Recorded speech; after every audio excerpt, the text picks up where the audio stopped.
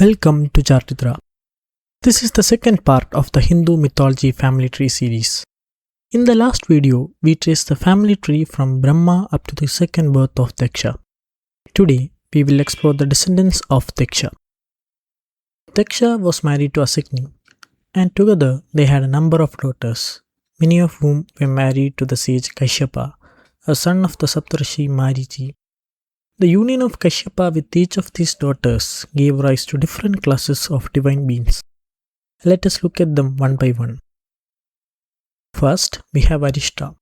Through her, Kashyapa fathered the Gandharvas and Apsaras, the divine musicians and dancers. Notable members include Tamburu, regarded as one of the greatest musicians, Uhu, who was cursed to become a crocodile and later featured in the tale of Gajendra Moksha, and Tilottama, whose beauty caused the Daitya brothers Sunda and Ubasunda to fight to the death. Arishta's descendants also include the Kinnaras, creatures traditionally depicted with the head of a man and the body of a bird, who serve Kubera. Next, we have Vinata, the mother of Garuda and Aruna. Garuda is the famed mount of Vishnu and the king of the birds, while Aruna serves as the charioteer of Surya. Aruna was the father of Sambati and Jatayu.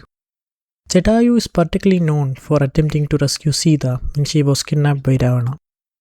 During the struggle, his wings were cut off and he came crashing down. He eventually succumbed to his injuries after informing Rama of the direction in which Sita had been taken. In his female form, Aruna became the mother of two more sons, Vali, fathered by Indra, and Sugriva, fathered by Surya. The two children were entrusted to Ahalya.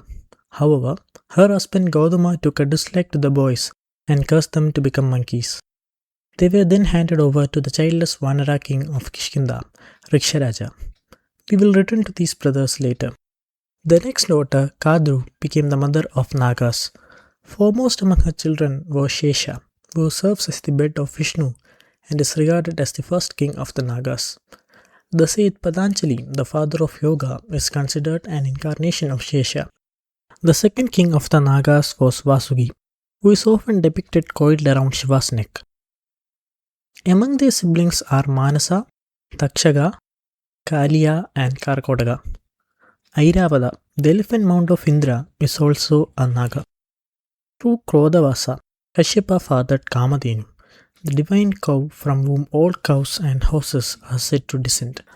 Another daughter of Daksha was Rohini, who, along with 26 of her sisters, was married to the moon god Chandra. Their son was Varchas, who later incarnated as Abhimanyu. We can now turn to the story of Chandra and the Tarakamaya War, the fifth battle between the Devas and Asuras.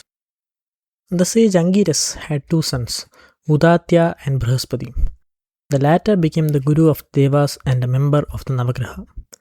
Once, when Udatya was away, Brihaspati approached his wife, Mamata. She rejected his advances, but he went ahead regardless. Mamata was pregnant at that time, and her unborn child protested against Brihaspati's actions. Enraged, Brihaspati cursed the child to be born blind. The child grew up to become the sage Dirghatamas. According to one version of the story, Brihaspati's actions contributed to his later losing his wife, Tara. It is said that after Chandra performed a Rajasuya ceremony, the success of the ceremony made him arrogant. He then proceeded to abduct Tara, the wife of Brihaspati. Despite Brihaspati's pleas, Chandra refused to return her. This led to a war over Tara, known as the Tarakamaya War. Since Brihaspati was their guru, the Devas took his side. Shukra, the guru of the Asuras, supported Chandra because of his enemy with Brihaspati, and his disciples followed him. A terrible war was fought, eventually forcing Brahma to intervene and order Chandra to return Tara to Brihaspati. Tara returned pregnant, and both Brihaspati and Chandra claimed the child as their own.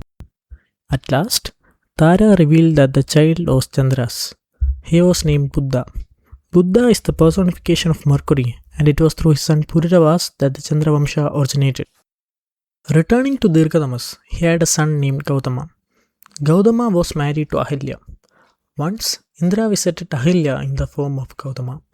Ahalya saw through his disguise, but nevertheless allowed his advances. The two were caught by Gautama, who cursed them both. Ahalya was turned to a stone and was liberated only when Rama stepped on the stone during the Treta Yuga. Gautama and Ahalya had a son named Shatananda, whose grandson Sharatvan was also known as Gautama. Sharatvan had twins, Kripa and Kripi.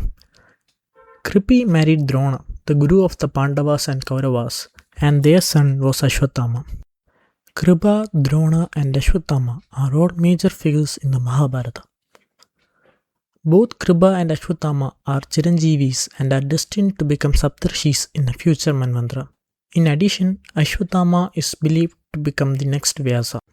Moving on to another family of sages, we have Bhrigu at the top. Through his son Chavana, he is an ancestor of Parashurama, the sixth among the Dashavatara. We will explore his story later. Another son of Bhrigu was Shukra, whom we encountered earlier in the story of the Tarakamaya War. As mentioned before, he is the guru of the Asuras, as well as the personification of Venus and a previous Vyasa. He was married to Jayanti, a daughter of Indra. So, that's all for today. In the next video, we will explore the Aditya, Daitya and Danava lineages. Thanks for watching.